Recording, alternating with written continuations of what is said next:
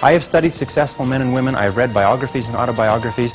I have looked at the characteristics and principles of them. I've studied philosophy and economics and religion and psychology and metaphysics. And I've come to 10 key qualities. Now, there may be more and there may be less, but I find that each of these 10 qualities that successful men and women have starts with the letter C.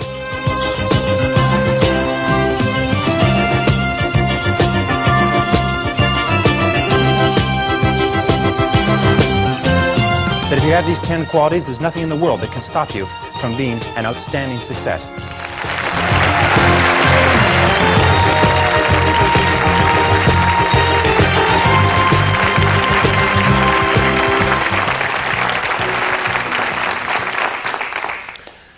Many years ago, I started off poor. I started off broke.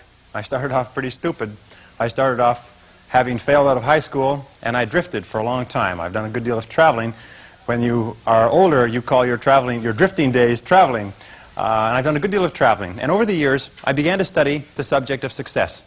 And I had one simple idea that came upon me in my late teens, and I think it was the most important idea that I've ever had. And it was simply this, that if you study successful people and you do what they do, you'll be more successful. And if you study unsuccessful people and you avoid doing what they do, then you will not be a failure. And then one of the things I've found that if you study success, you begin to internalize success principles. And if you practice proven success principles, and if you do what successful men and women have done throughout history, that you will be successful too. And it's such a remarkable discovery, but it has been worth a fortune to me. And what I want to talk to you about tonight is some of the principles that I've discovered in over 20 years of research. I serve as a consultant to over 200 corporations, and I've been a personal consultant to the presidents of $3 billion plus corporations. I have studied successful men and women. I have read biographies and autobiographies. I have looked at the characteristics and principles of them. I've studied philosophy and economics and religion and psychology and metaphysics. And I've come to 10 key qualities. Now, there may be more and there may be less, but I find that each of these 10 qualities that successful men and women have starts with the letter C. And the interesting thing about these qualities is, first of all, with them, success is predictable, and without them, failure is predictable. That if you have these 10 qualities, there's nothing in the world that can stop you from being an outstanding success. And if you lack sometimes even one of these qualities, that can be enough. It can be the weak link in the chain that dooms one to a life of underachievement and failure. The second principle that I discovered with regard to these qualities is that they are all habit patterns of mind, and that nobody starts off with them, and that you can learn them, and that you can develop them with practice. And the third thing that I found is that if you will practice these principles until they become habits, until they become automatic for you, then nothing can stop you. So let's talk about these principles. They start with the letter C, each one of them. There's 10 principles. The first principle starts with the letter C. It says clarity.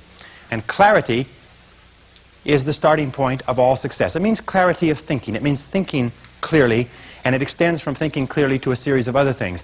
With regard to clarity, it means the ability to determine exactly what it is that you want to be, have, or do in life. And the more I study successful men and women, the more I find that every single one of them, the top 5%, are very clear about where it is they're going and what it is they want to accomplish. And when I look at unsuccessful men and women, or men and women who seem to be unhappy and floundering, I find that almost invariably they have a very, very limited sense of direction, sometimes no sense of direction at all. You see, we as human beings are goal-seeking organisms. We only function at our very best when we're working toward accomplishing something that is important to us. And in my estimation, 80 to 90% of all the unhappiness, hostility, violence, psychosomatic illness, alcoholism, drug addiction, and so on in our society is caused by people having no sense of direction. They don't know where they're going. As they say, if you don't know where you're going, any road will take you there. I remember the analogy, the fellow goes up to the edge of the woods and he sticks his rifle into the woods and he closes his eyes and goes blam, blam, blam, blam, blam. Puts his rifle down and turns to his friend and says, boy, I sure hope something good runs into that. Now, if you understand this principle is terribly important. You can be the most talented, the smartest, the best educated person with the most valuable contacts and all the advantages in life, but if you are not focused, it doesn't do you any good at all. I wrote in an article for the Wall Street Journal that if you do not have clear, specific goals for your life, you are doomed forever to work for people who do. And that seems to be the case. And yet only 5% of people have goals. So the key starting point with regard to clarity is to know where it is you're going and what it is you want to be and what it is you want to have and what it is you want to do. Because in America, in the most blessed society in all of human history, you can have anything in the world that you want if you can decide what it is that you want. The second key with regard to clarity is decisiveness. Be decisive. I have never met a successful person who was indecisive, and I have never met a failure who was decisive. Be decisive. Develop the characteristic and quality of decisiveness. We know that the reason why we are indecisive is because we're afraid of making a mistake. But the terrible thing is that the way that we think becomes a habit. And the habit of indecisiveness can condemn us to failure. We can be talented and intelligent and ambitious, but if we cannot make the hard decisions in our life, and if we cannot make decisions readily, then what happens is we always have to work for people who do make decisions readily. Now, the interesting thing about decisions is that about 80% of decisions should be made the first time they come up. 80% of decisions should be made the first time they come up. And if you make decisions every single time they come up, sooner or later you will develop the habit of decisiveness.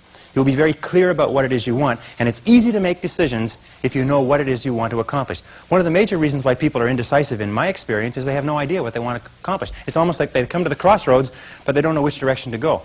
80% of all decisions should be made the first time they come up. And I read a management consultant's report on decisions. He said, the thing to do about decisions is to make a decision. And if that doesn't work, make another decision. And if that doesn't work, make another decision. And if that still doesn't work, you're probably in the wrong field anyway. But the interesting thing is that if you make a decision, you gather momentum. And the difference between successes and failures is not that successful people make right decisions. It is that successful people make their decisions right. In other words, once they have made a decision, they make it come out right. Anybody who's ever started a business knows that when you start a business, you start off with a whole bunch of ideas which the market promptly tells you are completely wrong. And you probably lose your shirt or most of it. And you have to revise every single decision that you have. But the desire to survive economically, the threat of losing your shirt, is a great motivation to learn quickly and to make decisions. So make decisions. The third point under clarity is to have a vision for yourself and a vision for your life. The key to having a vision is to have a dream. They say in the song, you've got to have a dream if you want to make a dream come true. And you can fulfill your dreams. All the great movers and shakers throughout all of history have been dreamers. They've been people with dreams. They've been people with visions. All leaders have vision. In the book of Solomon it says, where there is no vision, the people perish. And the metaphysical meaning of that is that where people lack vision, they perish inside, because they lose the excitement and the thrill of life. And what most people do, because of negative experiences, because of fear of failure and so on, is if they have a vision at all, they tone it down so it's so small and so safe that it doesn't turn them on. It doesn't excite them, and they wonder why life isn't exciting. A beautiful line I read not long ago said, if the best way to predict the future is to create it, which means to have a vision, and even though the vision is in the air or the sky, then build a foundation under your dreams. And when you see men and women who rise from poverty and obscurity to fame and renown, you invariably see someone who had a vision of what they could be and have and do that was far beyond what they were. Every one of us has had an experience. At one time when we were small, we had a vision of being grown up and having our own cars. And as we grew older, we had a vision of having our own homes and our own families. And as we grew older, we had a vision of traveling and going to Europe. We fulfill all our visions. The wonderful thing is this, is that we always tend to achieve our goals. The problem is that our goals are set so low that even when we do achieve them, they don't turn us on. They don't fill us with enthusiasm. So dream big dreams, if you like, and focus on results, not activities. This is the key. Be clear about the results that you're trying to accomplish. This is one of the keys of peak performance, by the way. All peak performers are result-oriented. All losers or underachievers tend to be activity-oriented. And in activity orientation, what they do is they work very, very hard. Sometimes they work frantically. Sometimes they work longer hours than you do, but they lose sight of the results. Ben Trigo, the strategic thinker, said, the very worst thing in the world is to do very efficiently what need not be done at all.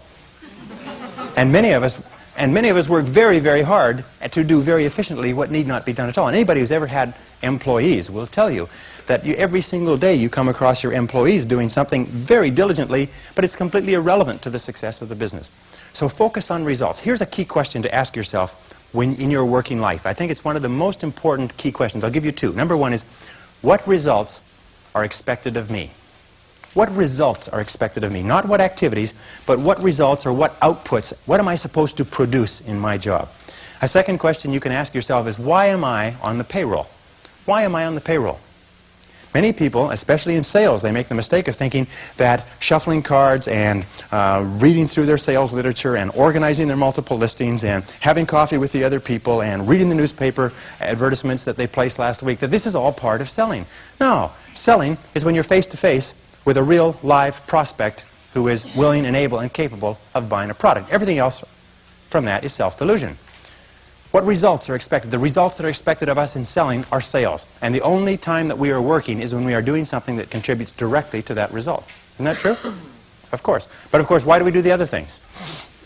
I've come to the conviction that the reason why we do the other things is because they are fun and easy rather than hard and necessary.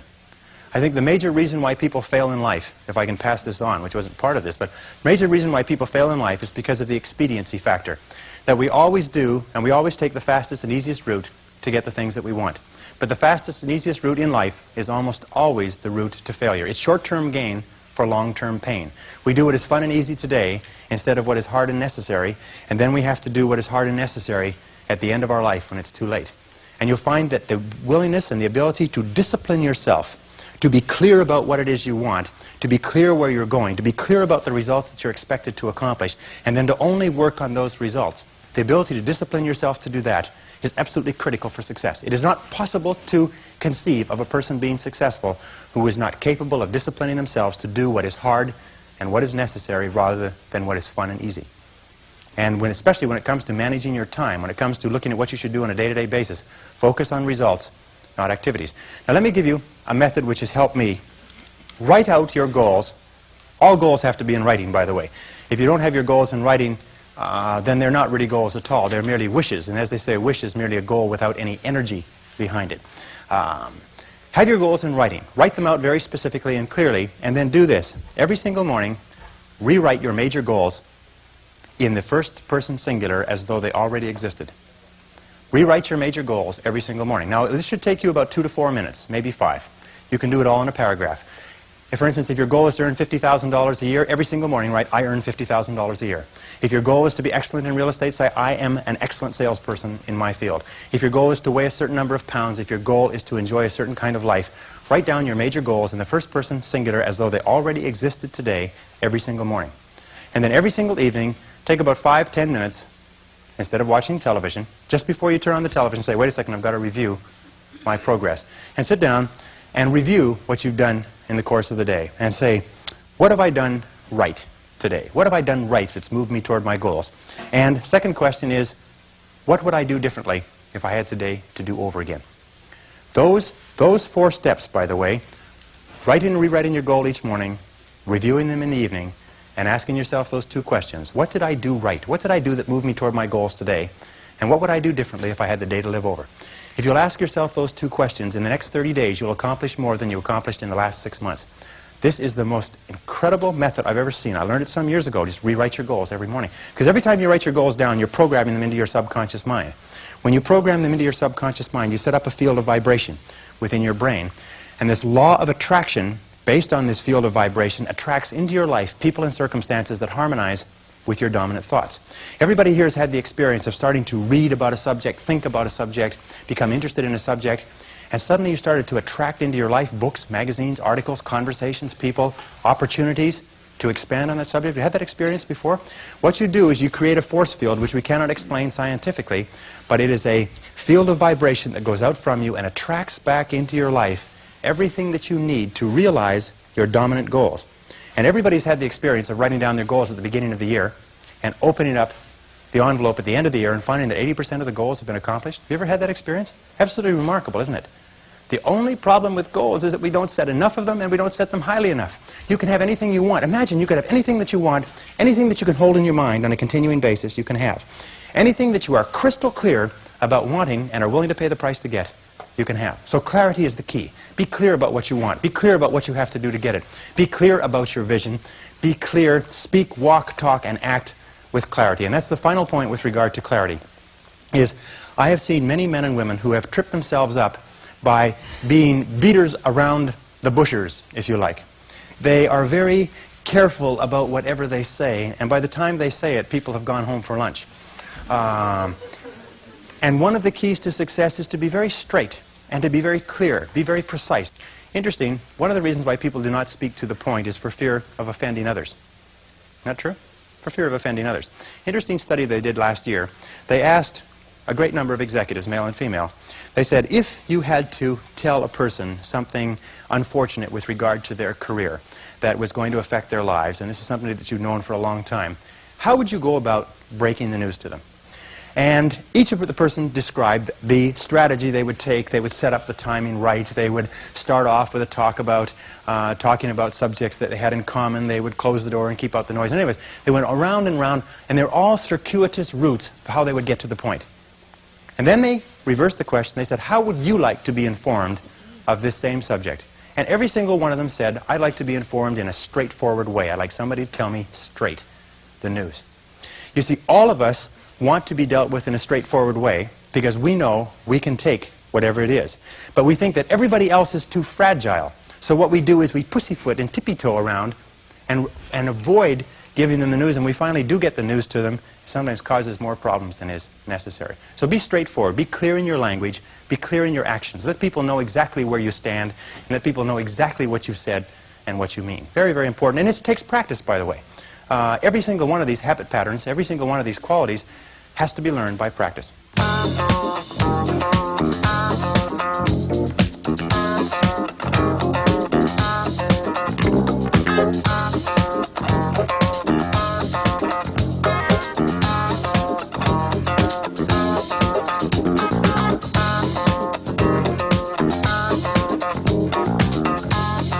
The second letter of the 10 is competence. And this is a discovery that I made a couple of years ago, and it just staggered me because I've been studying success for years. And then there's the book In Search of Excellence, and then there's The Pursuit of Excellence, and then there's Refinding Excellence and Losing Excellence, and all the excellence books. And I sat down and looked at this whole concept of excellence, and I saw something that I hadn't noticed. It's almost like something brought to the surface of your mind. I noticed that every single man or woman that I had studied who had achieved any kind of success in any field whatsoever had done it after they had made a commitment to becoming excellent in that field. And I began to look, and I began to compare, and I began to talk to people, and I speak to thousands of people virtually every month. I found that I never found a single person who was successful who was not excellent at what they did. That competence, the commitment to becoming excellent in your chosen field, is an indispensable prerequisite for success. That if you are not good at what you do, you haven't got a chance in our competitive society unless you win the lottery. That success is predictable. If you commit yourself to becoming excellent, it does a whole lot of other things within your mind, but if you commit yourself to becoming excellent, it changes everything about you. And only the top 5 or 10% are excellent. You've heard the rule, the 80-20 rule, the Pareto principle, that the top 20% of salespeople make 80% of the sales, that the bottom 80% of salespeople make 20% of the sales. Do you know what the difference, the ratio is there? The ratio is the difference between 16 to 1. That the average income of the people in the top 20% is 16 times the average income of the people in the bottom 80%. Now, let me ask you a question. Does it mean the people in the top 20% are 16 times better than the people in the bottom 80%? 16 times more experience? Do they work 16 times the number of hours? Do they have 16 times the number of years of education? Are they 16 times more handsome? Are they 16 times anything? You know that it's not humanly possible to be twice as smart as somebody else. Unless you're looking at very, very unintelligent people and very, very brilliant people. It's just really not humanly possible on average for us to even be twice as smart as anybody else. But 20% of these people are making 16 times the average of the rest. Prudential Insurance Company did a study some years ago, and they put the thousands of agents that they have throughout the United States into their computers and compared their income, and it came out the 80-20 rule worked. 20% of the salespeople were doing 80% of the business. Well, they had all the data on the computer, so they ran it through one more time. They said, what's the average income of the top 20% of the top 20%? Compared to the bottom 80%. Now, for those mathematicians among you, that works out to the top 4%. What was the average income? They found the top 4% were earning, on average, 32 times the average of the people in the bottom 80%. So they said, this is interesting, and they ran it through one more time. They found that the top 20% of the top 20% of the top 20%, which is the top 0.8%, that's good, top 0.8% were earning, on average, 54 times the average of the people in the bottom 80%. What they found is that in every state and in every major city where they had an office with a large number of agents working out of it, there was one agent who was selling the same product at the same price to the same people with the same competition under the same circumstances, under the same set of difficulties in the economy, who was earning 50 times the amount of the average adult. That there were 50 agents in the office and one person was earning more than all of them put together. Isn't that amazing? And one of the things they found is that the key to this was that each one of these agents had made the commitment to become excellent early in their career. They didn't say, I'm going to go into this and I'm going to earn a living. They said, I'm going to go into this and I'm going to be the best. And they read every single book written by the top agents. And they went to every single seminar and they listened to every single tape. And they spent every single hour they could with other successful people learning what they needed to know to be successful. You must commit yourself to excellence. You must commit yourself to becoming the best. And the wonderful thing is that excellence is a journey. It's not a destination. You never get there. Complacency and satisfaction are the key enemies of excellence. But once you commit yourself to becoming excellent, the whole world opens up for you. A very important point of excellence is this means simply this. Do your best every time out and always strive to do it better. Do your best every time out and always strive to do it better. Remember, it's usually the last 5 or 10% of any job or project that makes all the difference. And what we do is we get to 90% done, and then we start to drag our heels. We start to put the paperwork aside. We start to think of excuses. We start to do what is fun and easy rather than what is hard and necessary. A second point with regard to excellence is this, is that if you are not excellent in your field, you don't go anywhere. You're locked in place. I had a young man come up to me at an employment seminar not long ago, and he said, there's no opportunities in sales. He said, I just got laid off. And I said, young man, I said, if you were good in your field, you would not have been laid off. Because good salespeople are the rarest people in our society. And he just said, well, I said, have you ever studied sales? He said, well, I don't need to study sales. I said, why not? He says, well, I just do what comes naturally. I said, I rest my case. Selling is an art. Selling today is a profession. Selling is a science. That in order to be good in selling, you have to study it and study it and study it. And you have to study it more than the person next door who's also determined to become excellent. Excellence yields opportunities because when you become good, you open up. It's almost like the Red Sea of opportunity opens up in front of you. When you become excellent, you come to the attention of people, and people try to get you, and they give you more responsibilities and more opportunities.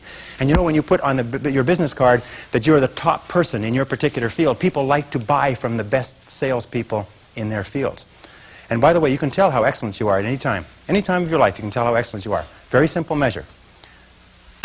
How many job offers have you had this month? Interesting question. How many job offers? How many people called you up and said, I want to hire you away from where you are and I'll pay you more and give you a better deal? Because excellent people get job offers every month. Some of them get job offers every single week. If you're not getting job offers, the market is telling you this is what they think of your level of competence. Very, very important. And if you're going to do anything at all, the only time you're going to get any joy out of it is if you do it well. You see, when we do something well, it gives us a feeling of self-esteem and pride. We feel like a winner. But if we do things in an average way, it doesn't give us anything. You notice that? It doesn't give us anything. We do it in an average way, it doesn't give us anything. But if we do it in a really exceptional way, it makes us feel wonderful about ourselves. That's why the companies that have committed to excellence are not hundreds of % better in any given area. What they are is they are 1 or 2% better in 100 different areas. And that's the key. You see, you don't have to be a quantum leap different from somebody else. You just have to be a little tiny bit different in the critical areas that make a difference. And you can achieve that simply by making it a goal, setting it as a goal, and working on it. You can become anything that you want to become. The harder you work, the better you get. The harder you work, the better you get. You know, in our society there's a lot of controversy over why should I work so hard for my job. The fact of the matter is that less than 5% really succeed. That's less than 5% of the population really succeed at life. Of 100 people working today, only 1 will be wealthy when they retire. 4 will be financially independent. 15 will have some savings. 80% will be broke and dependent upon charities and pensions. Only 1 or 2% of people in each generation really makes it in life. And in every single study, those people who make it are those who work hard, hard, hard.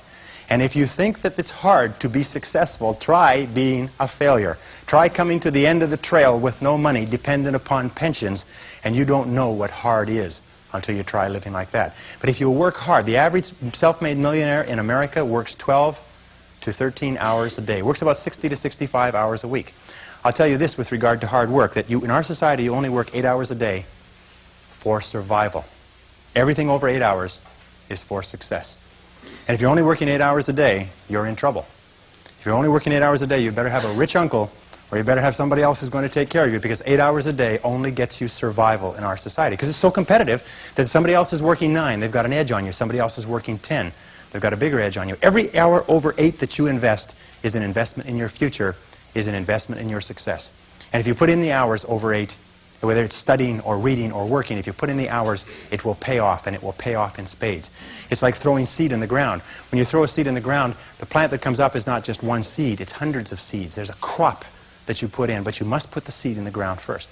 The market only pays excellent rewards for excellent performance.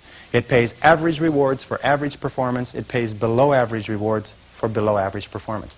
And I talk to men and women all over America who are unhappy, and they're sad, and they don't like their work, and you know why? It's because they're not good at what they're doing. And let me give you a couple of key points. Is first of all, you'll never have a feeling of self-esteem and self-worth. You'll never feel wonderful about yourself until you know that you are good at what you're doing. Number two is if you do not love your work enough to want to be the best at it, get out of it the way you would get out of a burning house. Do not stay at a job that you do not love, because it is the high road to failure, dissatisfaction, frustration, and unhappiness in life.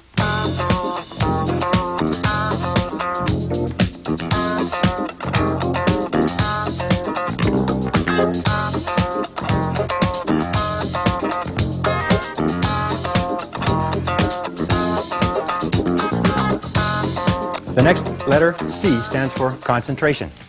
Concentration. I think that the ability to focus and concentration are the two keys to success in life. That the ability to focus clearly and know exactly what it is you want to accomplish, and the ability to concentrate single-mindedly on accomplishing that one thing without diversion or distraction are the keys to success. It's the number one key to effectiveness, is to be able to sit down and look at your work and use the 80-20 rule. Say to yourself, which is the 20% of the number of things that I have to do that account for 80% of the value of my work? And always work on the top 20%. You see, in life, there's never enough time to do everything, but there's always enough time to do the important things. Instead of doing what is fun and easy, which is what most people do, you know what they do? They make a list of everything they have to do, and then they start at the bottom of the list, and they work on the irrelevant things. At the end of the day, they haven't got anything done.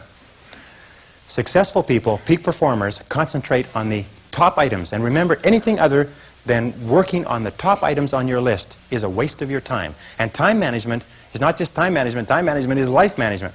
You can do anything you want with your life if you'll manage your time properly. We all have the same 24 hours a day, and the ability to concentrate, to discipline yourself, to use willpower and perseverance, to concentrate on one thing at a time is a quality of all success. Nothing great has ever been accomplished without the ability to concentrate single-mindedly on one thing at a time. Always concentrate on the best use of your time. Here is my favorite time management question, which I give to you for free. It's simply this. Before you start anything, ask yourself, what is the most valuable use of my time right now? Make a list and say, what is the most valuable use of my time right now? When you get into your car, say, what is the most valuable use of my time right now? When you leave the house or leave the office, say, what is the most valuable use of my time right now? Ask yourself that question over and over and over again. Repeat it and repeat it and repeat it until it's driven into the subconscious mind as a command. And whenever you have a temptation to do something that is small and irrelevant, that command will go, blam, what is the most valuable use of your time right now? And you, ooh, and it'll push you into doing what is the most valuable use of your time. And whenever you're working on the most valuable use of your time, you feel great. You get concentrated effort is a source of energy and enthusiasm. It makes you feel wonderful when you're working on something important, and it makes you feel nothing when you're working on something irrelevant. Develop a sense of urgency. A sense of urgency is a quality that is possessed by only 2% of the population. 2% of the population do things fast. 2% of the population have a bias for action. In Tom Peters' wonderful book, In Search of Excellence, he says all the excellent companies have a bias for action. And all of the companies that do not classify or do not come into the excellence category do things when they get around to it. You call them up and you have a problem or a complaint. You hear from them 3 or 4 weeks later. But the excellent companies, you call up with a problem or a complaint, and bang, there's somebody back to you in 2 minutes. If you ever want an experience, call IBM, call Hewlett-Packard, and say, I'm having a problem getting some information. I'm having a problem with my PC. They won't let you off the phone until they've taken care of you. You call the other companies, they'll say, it's not my job. They say, the guy who takes care of that isn't here. When will he be back? I don't know. Can you take a message? I don't have a pencil. You know, you've spoken to those people? And then they can't understand why they're struggling. You know that 20% of the companies make 80% of the profits in every industry? Interestingly enough. So develop a sense of urgency. Get the reputation as the person who does things fast. Develop a reputation for speed and dependability, and your future will just open up in front of you. Imagine if you owned a company, and you had 2 people in the company. And both of them were reasonably well talented. Both of them were doing reasonably well, except one person had a sense of urgency and did things fast. And every time you give them something to do, they took it and they ran with it like a ball player catching a fumble and running for the goal line. The other person got to it after lunch or maybe next Monday or no rush, week's almost over, Thursday afternoon, and so on. Which one would you give additional responsibility to? Which one would you promote? Which one would you spend money training? Which one would you send to places where you needed help? It's always the person with a sense of urgency. I can tell you this, that the sense of urgency for me has been worth hundreds of thousands of dollars. As a consultant, I have been able to save my clients sometimes millions of dollars by acting fast when they've given me a project to take care of, whereas if I had acted even a day later, it could have cost a fortune. And if you'll develop that habit of working fast, that sense of urgency, act now, do it now, do it now, do it now, in selling especially. Somebody calls you up and has a question, get back to them now. Somebody has a problem, get back to them now. Somebody needs something, move on it quickly. If you have to forego coffee breaks or lunch or something else, move fast. If you develop that reputation for speed, it will be worth a fortune to you. Takes a little while, but it's a habit. Most people just sort of shuffle through life. You know, they get to it when they feel like it. But all the excellent people, all the high performers have a sense of urgency.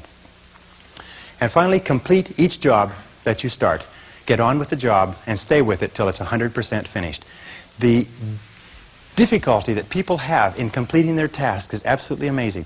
In a study amongst 106 chief executive officers last year, they were asked what qualities out of 26 would be most important in putting a person on the fast track to success in your company.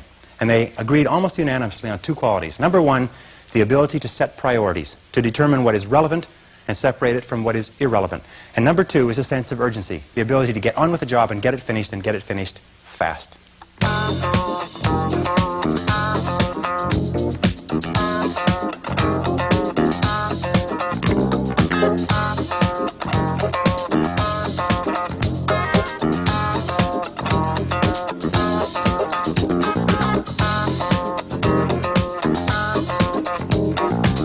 The next C is common sense.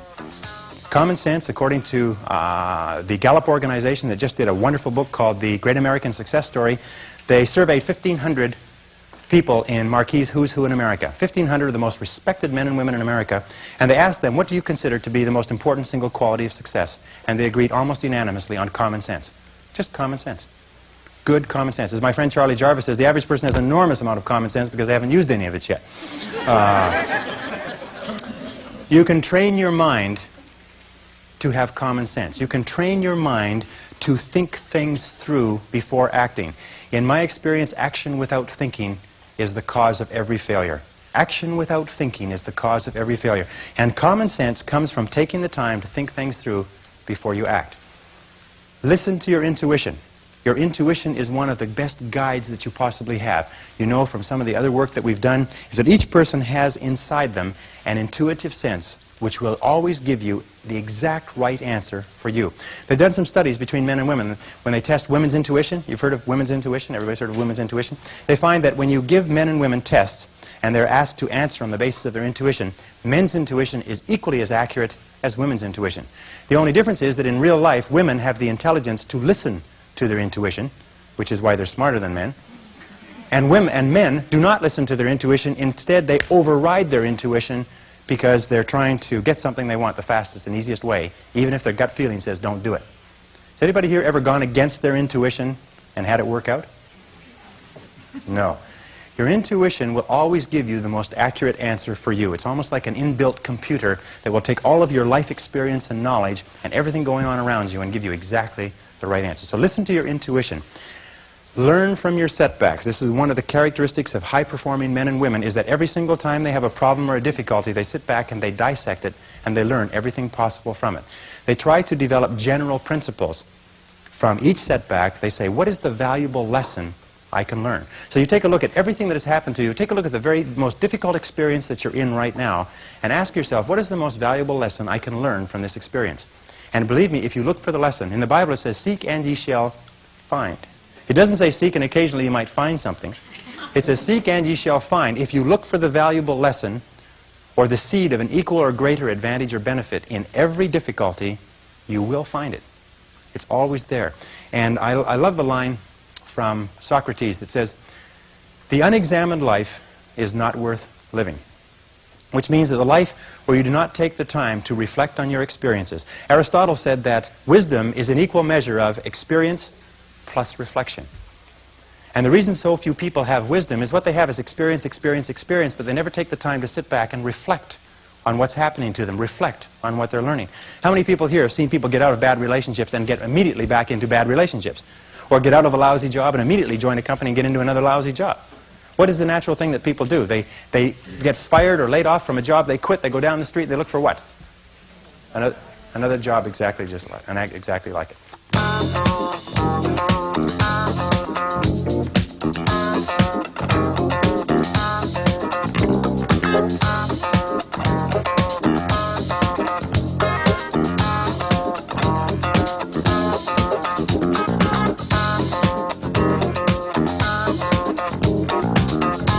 Number 5, C, is creativity.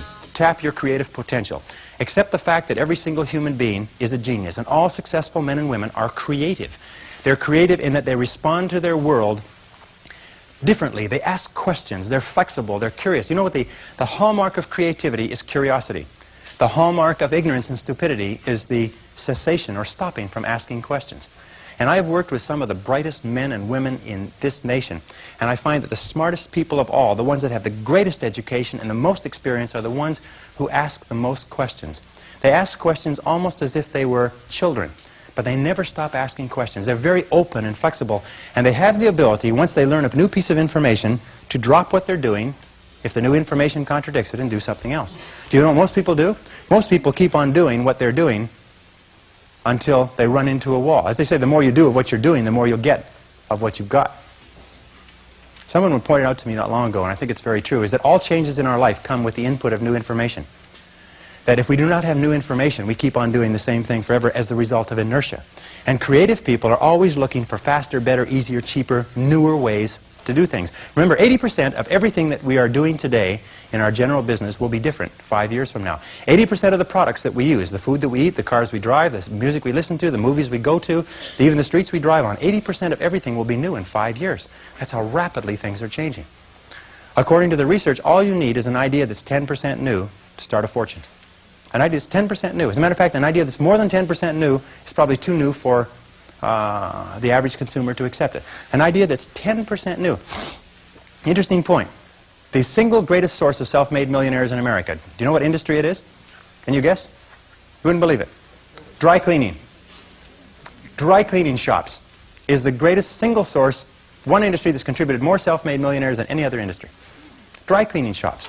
Now the key to this, if you want to become wealthy, if you want to be, I'm going to tell you something, that if you want to be wealthy in life, if you wish to become very wealthy, if you wish to become even a millionaire, you can do it if you're willing to pay the price. But most people become millionaires by offering a good or service that people use all the time, and they offer it just a little bit better. They do it just a little bit faster. They put a little bit more grace or finesse into what they're doing. They handle it, they wrap it, they are more polite. The restaurant that has people coming back to it may have food that's only 5% different, but it's the way the people handle it that's so different. You can do anything you want in life. All you have to do is find an idea that's 10% new. And you'll find it if you flood your mind, read magazines, read books, ask questions, ask why people are doing things the way they're doing. I was talking to a man not long ago who made $1 million in Chicago, and he made it laying bricks. And he never laid bricks in his life. But he went to a union bricklaying job, a large building downtown, and he asked them why they were laying bricks like that and why half the men were sitting around. They said, well, that's the way we always lay bricks. He said, well, how come all the men are sitting around? They said, well, because they have to lay the corners first, and then the men fill the bricks in between. He said, why can't they lay the corners and the walls at the same time? He said, we just don't do it that way. So he sat down, knew nothing about construction. He sat down, he came up with a system that enables you to build the center of the wall and the corners simultaneously. And then he bid on construction jobs. And he could bid 40% under any company using the old method. And within a year, he'd made over $1 million in construction. He had half the construction in Chicago a few years ago.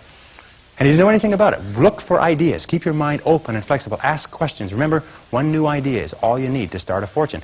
And within every single person here, you have 4 ideas, an average of 4 ideas per year driving to and from work, any one of which will make you a fortune.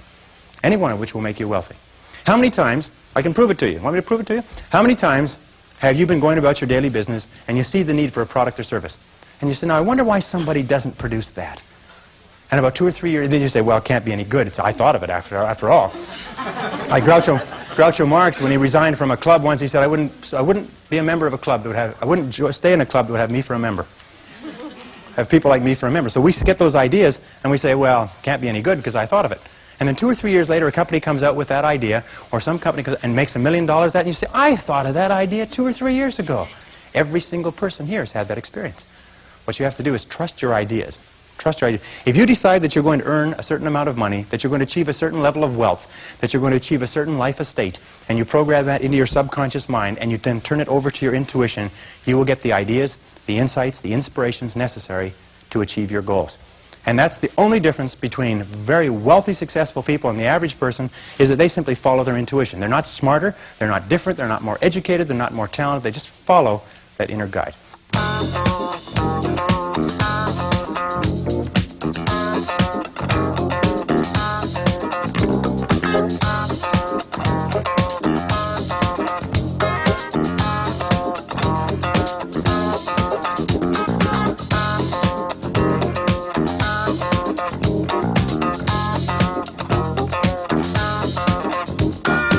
Next is consideration.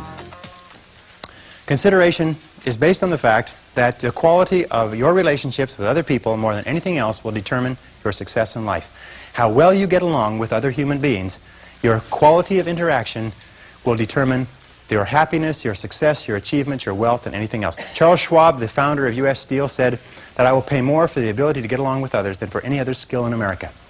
And that's very, very true. Develop the people skills that you need to be successful. Take courses in communications. Take courses in effective listening. Take courses in public speaking. You know, one of the most important parts of communicating and getting along well with others is the size of your vocabulary.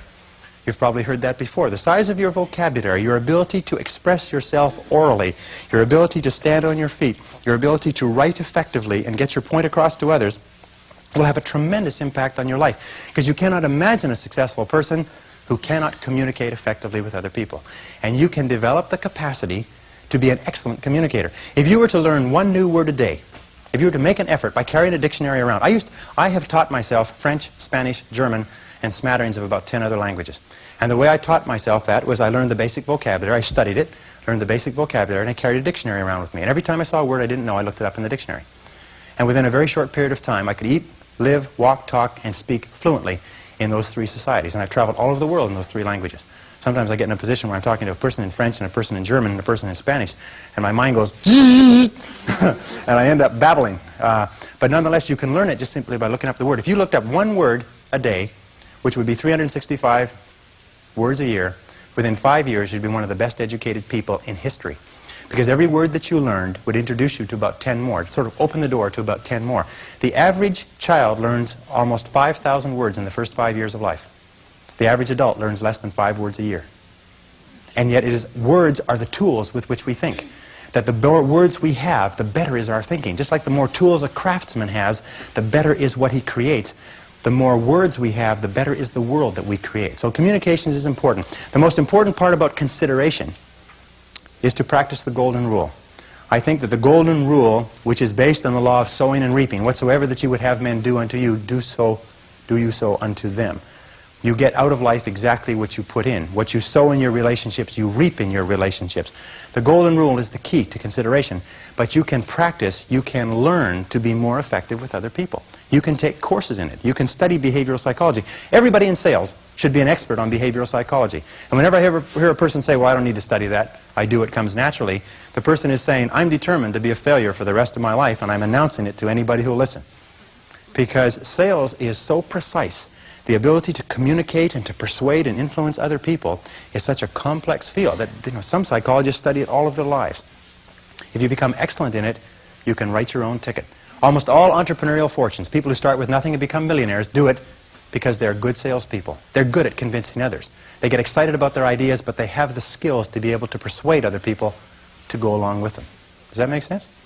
Of course, because the opposite to being persuading and influencing other people is to be ignored by other people and to be influenced by them. So it's a matter of choice. The Carnegie Institute of Technology did a study about 10 years ago now, and they studied 10,000 men and women who were let go from their companies. And they found that 95% of the people who were let go from their companies were let go because of their inability to get along with others. This is caused by low self-esteem more than anything else. In my estimation, those of you who know that low self-esteem, more than anything else, causes our personality problems. Not liking ourselves, not accepting ourselves, feeling inferior inside, causes us to lash out at other people. And the wonderful thing is that if you're clear about your goals, and you're committed to becoming excellent, and you concentrate single-mindedly on what is important to you, you have a tendency to like yourself more. Your self-esteem goes up. Your ability to get along with other people goes up. But if you have no goals and you're not very good at what you do and you're just doing whatever comes to hand, then your self-esteem goes down. So one of the things that we're talking about here is the building of the characteristics, the personality qualities that guarantee success. And self-esteem, of course, is the foundation of all success in relationship.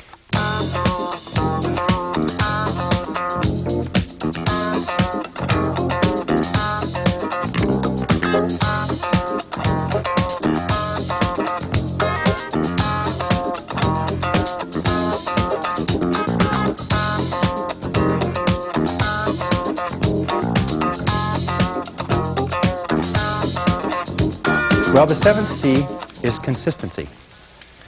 Consistency is absolutely critical. You can have all of the others, but if you're inconsistent, it's going to really hurt you. Consistency means that dependable, steady, predictable work is always vastly superior to spurts or flashes of brilliance and genius. That the person who is like the tortoise, who just plods steadily away, old steady Eddie, is always the person who tends to be more successful than the one who flashes here and flashes there but cannot be counted on over the long term. Be consistent in your relationships. Especially be consistent with your family, be consistent with your friends, be consistent with your boss, be consistent in your work. Make it so that you are the type of person that everybody can depend upon, that people will believe in and they'll depend upon, and they know that if you say something, that you'll do it. That if you say you'll be somewhere or if you undertake a responsibility, that you will fulfill that responsibility. That sort of consistency, that sort of dependability is one of the most valuable things in the world of work today. I work with so many companies, and I have staff that work in my companies, and I know that the greatest joy that an employer can have is to give a person a job and know that it'll be done. And the most aggravating thing in the world is to give a person a job and have no idea if it'll be done to a particular quality, if it'll be done on time, or anything else.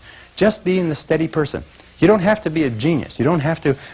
One of the things that I found, if I can pass this on to you, one of the things that I found when I was a young man, this cost me about 10 years of life, by the way. Not 10 years so much, but 10 years in that I thought that you had to have good grades in school in order to be successful. And then later I thought that you had to have a university education in order to be successful. And then later I thought that successful people are people who are somehow better than you and I. They somehow have unique talents, that somehow the gods have descended from Olympus and touched them on the heads. But one of the things that I found is that nobody is better than you or I. When you see men or women accomplishing great things, they're not better than you or I. They're not different from you or I. They're just doing things in a different way. You look at a person you went to school with who's now doing surgery as a doctor. The person's the same person, except that they've learned how to do surgery. You look at a person who you went to school with who is now an outstanding success in a particular field. All they've done is learned how to be a success in that field. And consistency. There's a law of accumulation in the universe, if I can pass this on. A law of accumulation that says that even though you do 100 things or 1,000 things that you don't see, eventually they accumulate and they gather a force of their own. That every single great accomplishment in life is the result of thousands of minor accomplishments that nobody ever sees. One of the people on the program, Lifestyles of the Rich and Famous, who had become successful as a singer, they said, "Isn't it wonderful that you've become so successful as a singer?" She said, "Yes, it's wonderful." She said, "But when I'm up on stage in Las Vegas and I'm making $50,000 a week or whatever it happens to be," she says, "nobody sees the 16 years that I spent traveling around, living in a van, singing in cheap honky-tonks where people throw up on your piano and get drunk on the floor in front of you. Nobody sees the 16 years of living on the road, living at an average of less than $5,000 a year. What they see is the person up there on the stage. But every single great success was at one time a failure. And they failed and failed and failed and failed over and over again. And all great successes are a story of failure, failure, failure, failure, failure. Outstanding success. Boy, ain't he lucky. Isn't that right? Boy, he was lucky. He sure had the right connections. So consistency is important. And even if you don't see yourself getting the results, be consistent. Keep working. Steady, steady, steady. Knowing that you're accumulating. You're putting yourself on the side of the angels when you're working consistently. Finally, with regard to consistency, guard your integrity as a sacred thing. As Ralph Waldo Emerson said, nothing at last is sacred but the integrity of your own mind. Never compromise your integrity for anything, and never compromise your peace of mind for anything. You see, compromising your peace of mind is a way of compromising your integrity. Never do anything that disrupts your peace of mind. If it makes you feel unhappy, get out of it. Don't stay in relationships, don't stay in jobs, don't stay in situations that cause your peace of mind to be disrupted, because your peace of mind is the highest good that you have. And a person who practices consistency consistently structures their life so what they are doing is being true to themselves. What they are doing is living up to the very best that is in them as a human being. And that takes tremendous courage. It takes tremendous courage, because it's so easy to go along with the crowd. But you'll never be really happy unless you know that you are being true to yourself, and completely true to yourself.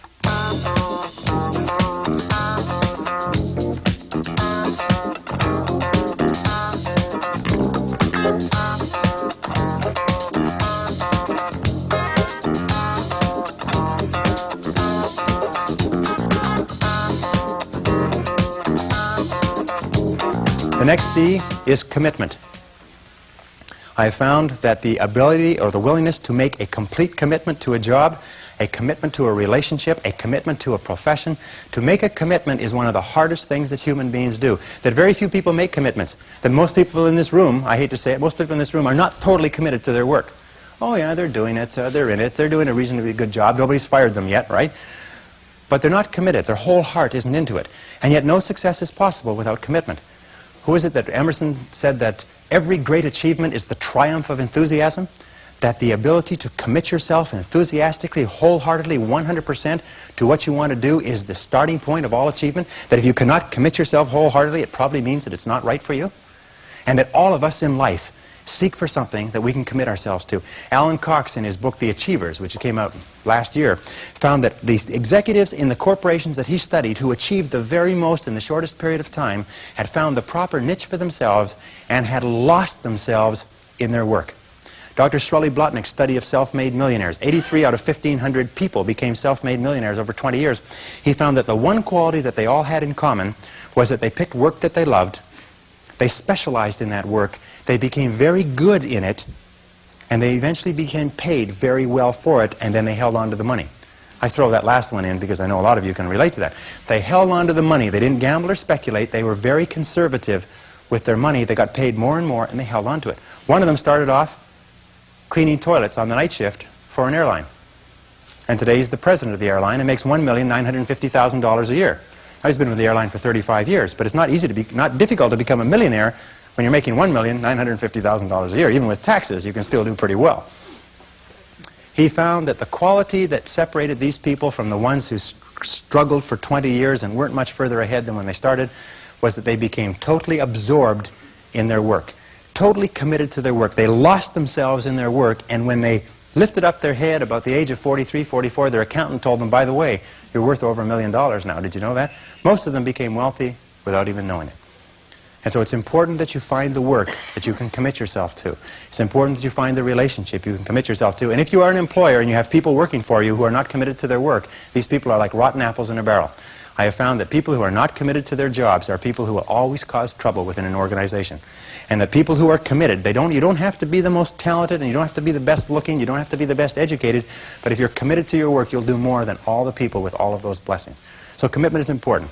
Commit yourself to your boss, commit yourself to your job, commit yourself to your relationships, commit yourself to your company. Loyalty is one of the most valued single qualities in work. And Peter Drucker says that more executives fail in life because of lack of loyalty to their companies, to their boss, than for any other reason. And why is lack of loyalty? Lack of loyalty is just the expression of lack of commitment to that organization.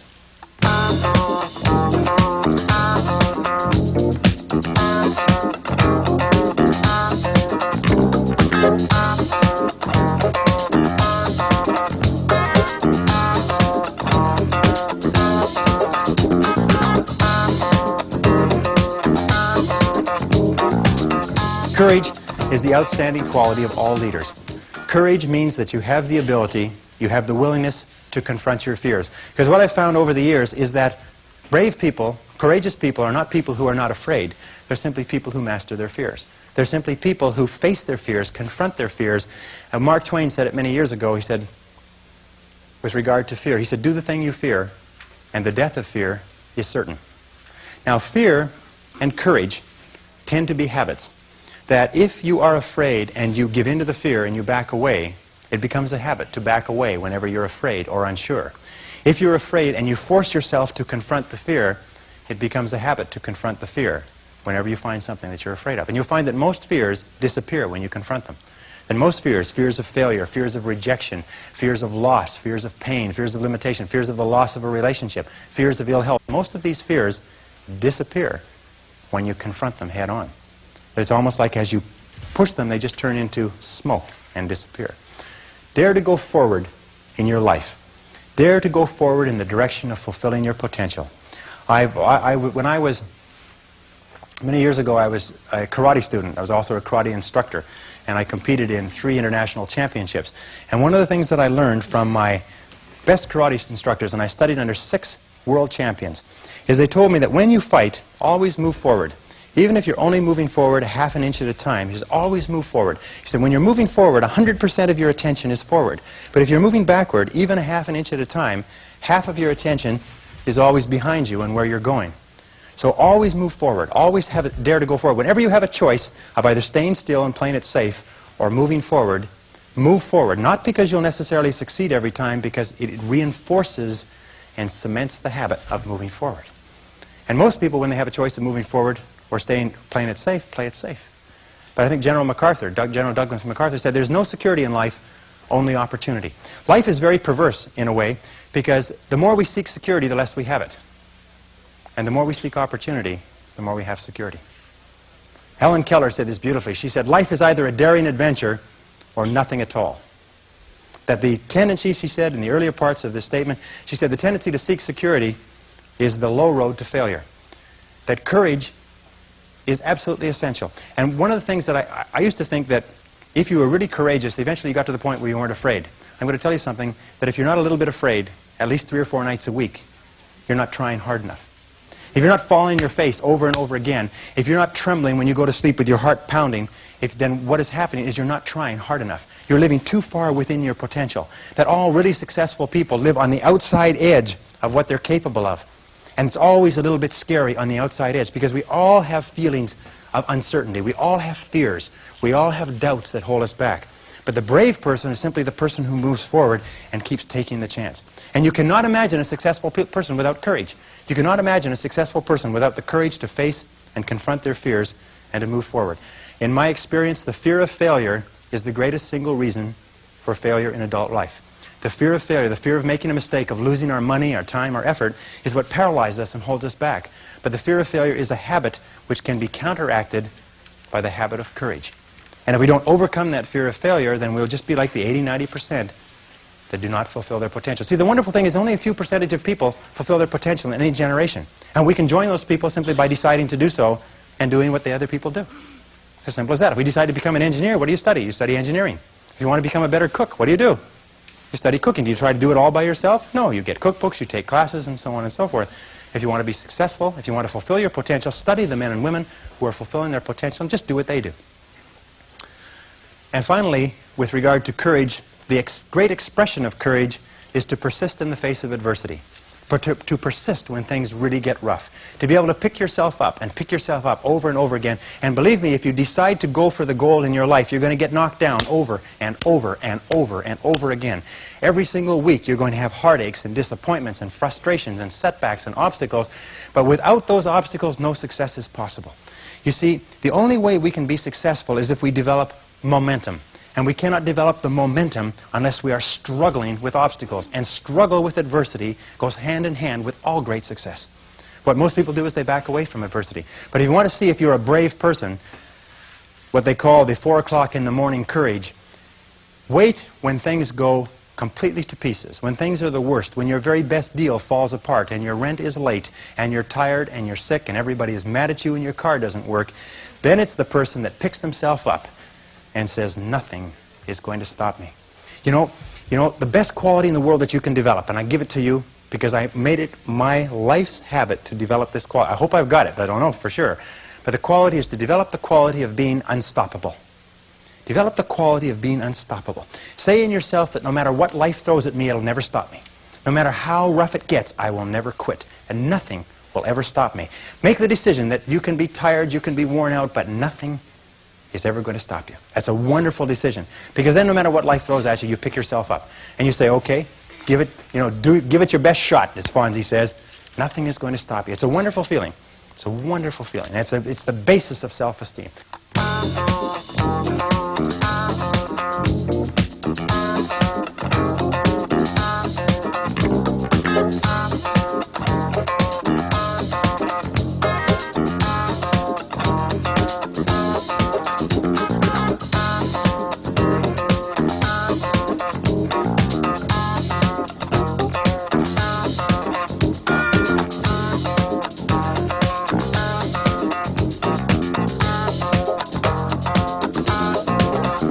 Well, the last C is confidence. And confidence comes as a result of everything else.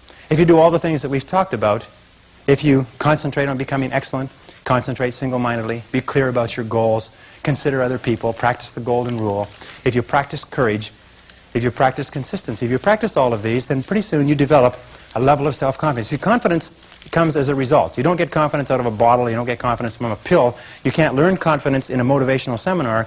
You only get confidence by doing certain things over and over again that build a solid foundation within your own mind that you can do whatever you need to do, that you have what it takes to be successful.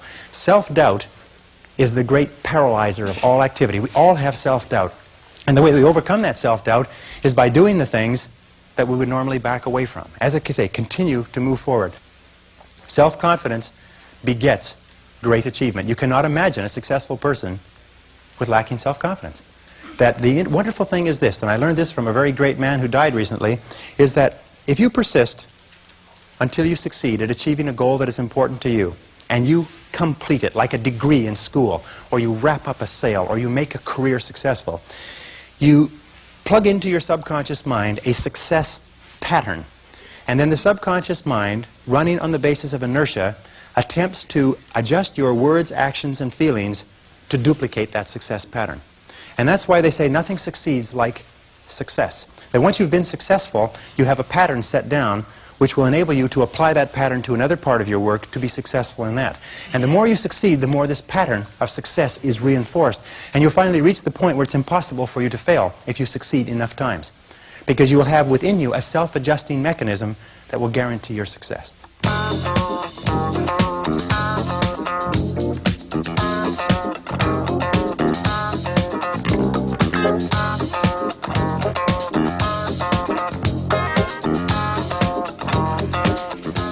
Behave confidently, as Dorothea Brande wrote in 1935 in her wonderful book, Wake Up and Live.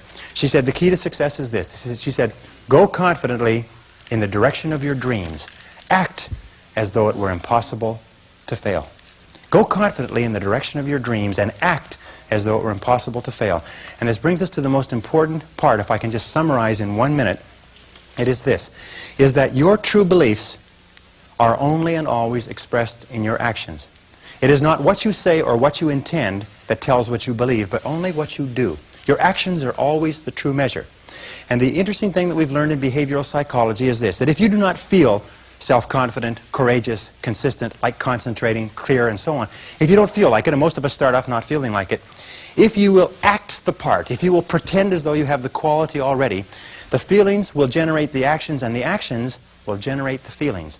That if you will act, walk, talk, and live by the same principles and do the same things that successful men and women do, even if you doubt yourself in the initial stages, eventually you will come to the point where you actually feel to the bottom of your soul like a successful, positive, confident, cheerful, optimistic, unstoppable human being. And that's the key. Act the part until you feel the part. Do what successful people do, and do it over and over again until it becomes ingrained as a habit. And then you'll wake up one morning and you will be the success that you dream of. Thank you very much.